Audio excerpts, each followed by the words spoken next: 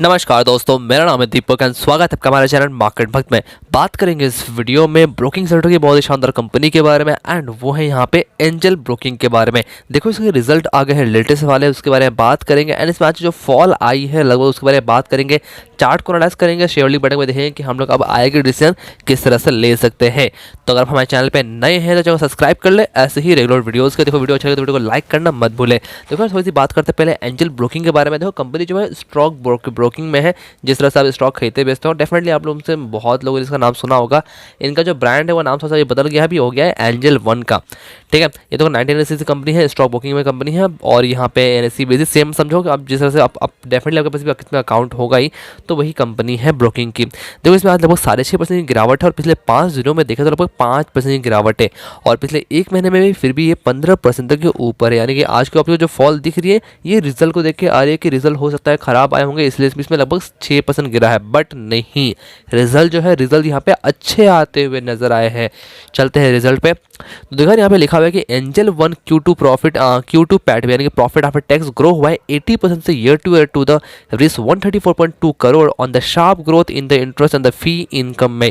ठीक है, इनके interest on the fee income में यहाँ पे अच्छी ग्रोथ हुई है। थोड़ा सा नीचे आके इनको स्टडी करते हैं, स्टडी करने का डायरेक्टली आता है यहाँ पे। देखो हम टोटल इनकम के अगर कंपेयर करें, देखो प्रीवियस यहाँ पे अगर हम ईयरली कंपेयर करें तो 70% की बढ़त है और हम क्वार्टरली देखें तो लगभग 14% की यहाँ पे जंप है टोटल इनकम में।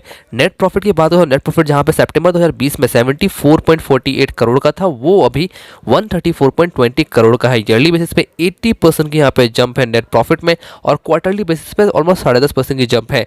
और यहाँ बात करें नेट मार्जिन की, देखो नेट मार्जिन में यहाँ पे हम देखें तो ऑलमोस्ट ये प्रीवियस ईयर से थोड़े से बढ़े हैं लगभग 1% के आसपास में। तो जो रिजल्ट है वो यहाँ पे अच्छा होते हुए दिख रहा है, कंपनी का यहाँ पे इनकम बढ़ते हुए दिख रहा है, प्रॉफिट आफ्टर टैक्स बढ़ते हुए दिख रहा है, रेवेन्यू बढ़ते हुए दिख रहा है और ओवरऑल यहाँ पे ग्रोथ हमें दिख रही है। पर देखो जब आजकल देखा जा रहा है मार्केट में जब रिजल्ट अच्छे होते हैं तो स्टॉक गिर रहे हैं आजकल और ये एक मौका हो सकता है अगर आपने स्टॉक अभी तक लेके नहीं रखा हुआ है तो चलेंगे अब इसके हम लोग चार्ट पे। देखो ये मैंने इसका लगा के रखा है वीकली चार्ट, बिकॉज तो कंपनी की ज़्यादा पुरानी लिस्टिंग नहीं है। बात करें देखो लगभग ऑलमोस्ट अक्टूबर 2020 के आसपास में 275 के भाव पे लिस्टिंग हुई थी, इसने हाई बनाया था। उसके बाद लगभग ऑलमोस्ट दिसंबर 2020 में के आसपास 408 रुपये का। उसके बाद अगर देखो तो देखो स्टॉक उसी रेंज में काफ़ी कंसल्ट करता रहा, बट उसके बाद काफ़ी अच्छी वॉल्यूम के साथ यहाँ से एक ब्रेकआउट आता है उस 400 के लेवल को और देखो स्टॉक वहाँ से डायरेक्टली भाग जाता है, सीधा भाग के यहाँ पे हाई बनाता है लगभग यहाँ पे 965 का।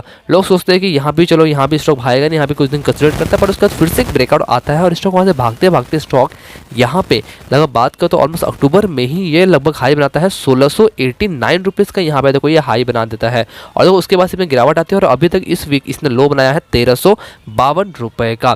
तो देखो इसको पहले हम इसको हटाए थे सारे को, आपको मैं क्लियरेंस दिखाई दूँ। ठीक है, अब देखो आपको नोटिस करोगे ना तो देखो स्टॉक का मैं आपको दिखा के चलता हूँ। पहले डेली चार्ट लेके चलता हूँ। डेली चार्ट ये हुआ तो देखो यहाँ पे अगर आप देखोगे तो स्टॉक जो ऊपर में जो हाई बनाई थी ना वहाँ पे देखो यहाँ पे ऑलमोस्ट एक इसका हैमर बोल सकते हैं, बट फिर देखो ग्रीन कैंडल रेड कैंडल यानी कि देखो तीनों में यहाँ पे एक अच्छी खासी गिरावट आ गई और अभी हमें देखो नेक्स्ट सपोर्ट का बनते हुए दिखता है, जहाँ पे ये एक बार इसका रेजिस्टेंस था लगभग ऑलमोस्ट 962 मांगे चलते 1000 के आसपास। वहाँ पे देखो एक ब्रेकआउट दिया और देखो ब्रेकआउट देने के बाद यहाँ पे रिटेस्ट किया, बट ये रिटेस्ट का जो लेवल है वो लगभग यहाँ पे 1014 के आसपास ही इसने सपोर्ट लिया था यहाँ पे, यानी कि 1000 का लेवल यहाँ पे एक सपोर्ट बनते हुए दिख रहा है। उसके बाद देखो स्टॉक यहाँ से अच्छे से भागते हुए दिखी, बट देखो अगर इसका मैं एक बार देखे ना तो मुझे नहीं लगता कि स्टॉक उतनी गिरावट आएगी, बिकॉज देखो रिजल्ट यहाँ पे अच्छी है होने के बावजूद स्टॉक आज गिरा है। यानी कि आज तो हमने देखा ही मिड कैप स्मॉल कैप जितनी भी डाउन थे, बट ये अपॉर्चुनिटी रहेगी आपको उस स्टॉक्स में एंट्री लेने की जहाँ पे आप अभी तक एंट्री नहीं ले पाए या फिर जहाँ तक आपको मौका मिला नहीं। आप देखते हो कि ये भी कुछ दिन पहले भाग गया था, बट देखो अभी एक अच्छा मौका दे रहा है। अभी अगर हम इसको देखें ना तो देखो एक रेजिस्टेंस मुझे यहाँ पे दिख रहा है, जो इसका रेजिस्टेंस मैं दिखाता हूँ आपको, ये लेवल राइट, जो कि इसने हाई बनाया था लगभग ऑलमोस्ट जुलाई 2021 को 1475 रुपये का। ठीक है, बट देखो ये रेजिस्टेंस जो है ना यहाँ देखो इसने ब्रेकआउट दिया, बट आप सोचोगे कि यहाँ पे रिटेस्ट करने को आ रहा है, बट देखो रिटेस्ट का लेवल तो यहाँ पे ऑलमोस्ट इसके आसपास दिख रहा है और ठीक आज उसी के आसपास इसने लो बनाया है लगभग 1352 के आसपास, लगभग मान के चलते हैं 1350 के आसपास यहाँ पर सपोर्ट दिख रहा है।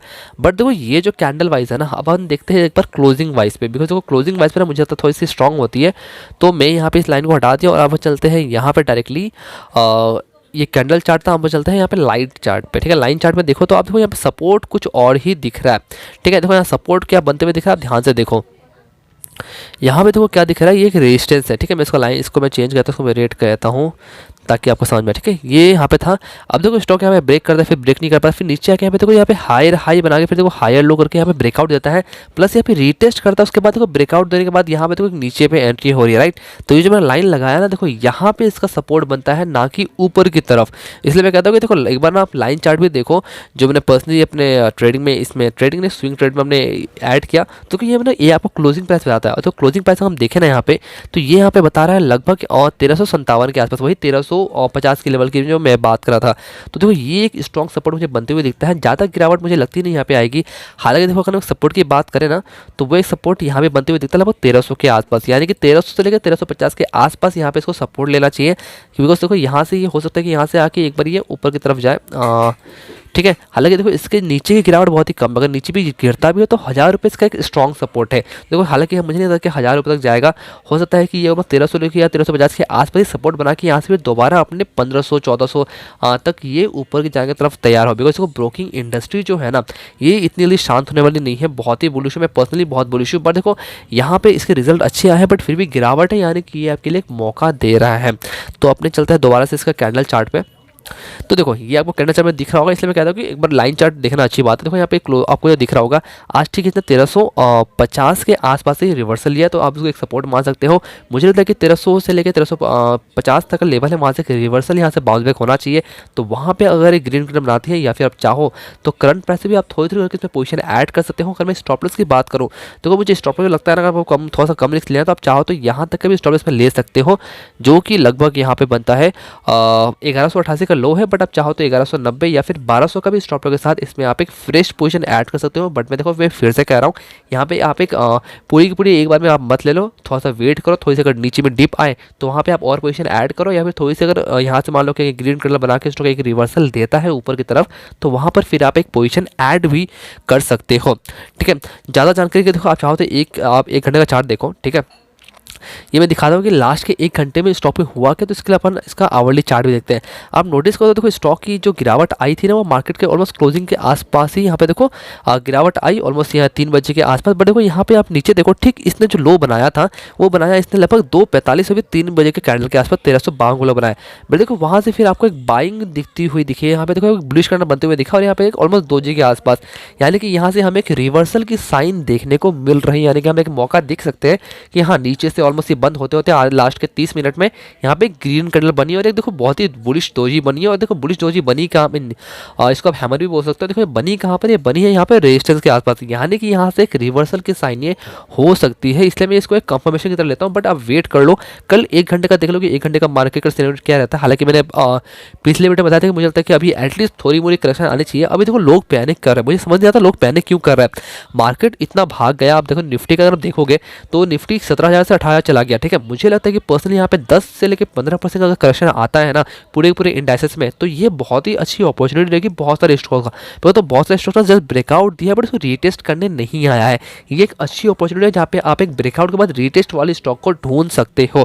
तो अगर आपके पास कोई लिस्ट स्टॉक बनी हुई है जहाँ पे आप चाहते हो कि मैं इसको ऐड करूँ, तो आप कमेंट कर देना, जहाँ पे मुझे कोई जो भी स्टॉक अच्छे लगेंगे, जो एक अच्छे सपोर्ट लेवल पे, मैं डेफिनेटली उस पर वीडियो बनाऊंगा और मुझे भी एक हेल्प मिल जाएगी। बिकॉज मैं भी कुछ स्टॉक पे पोजीशन ऐड कर रहा हूँ इस वक्त गिरते हुए बाजार में। तो देखो मैंने आपको जो लेवल्स बताया इस अकॉर्डिंग उसका प्ले कर सकते हो। स्टॉप लॉस मुझे छोटा है, बट अगर मैं टारगेट की बात करूँ तो टारगेट यहाँ पे देखो सीधा मुझे ऑलमोस्ट 1700 के पार स्टॉक जाते हुए दिखता है बहुत ही जल्द। बिकॉज अगर यहाँ से एक बार ट्रेंड रिवर्सल होगी तो फिर आपको बहुत ही ईजिली यहाँ पे मूव आपको देखने को मिलेगा, एंड तब कुछ लोग इसको पकड़ नहीं पाएंगे।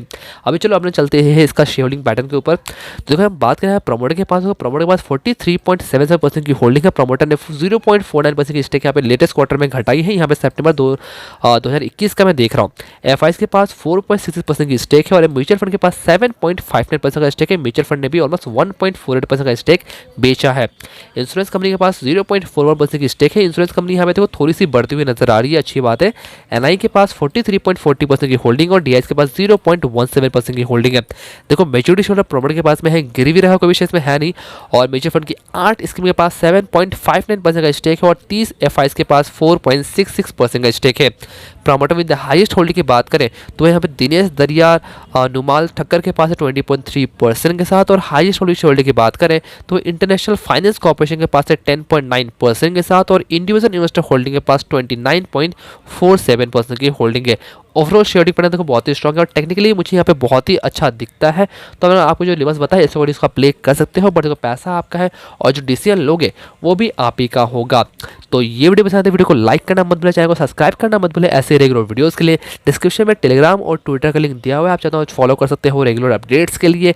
और थोड़े मोरे मैं अपने ट्रेड भी शेयर करता हूँ वहाँ पे। मिलते हैं दूसरे वीडियो में, तब तक के लिए धन्यवाद।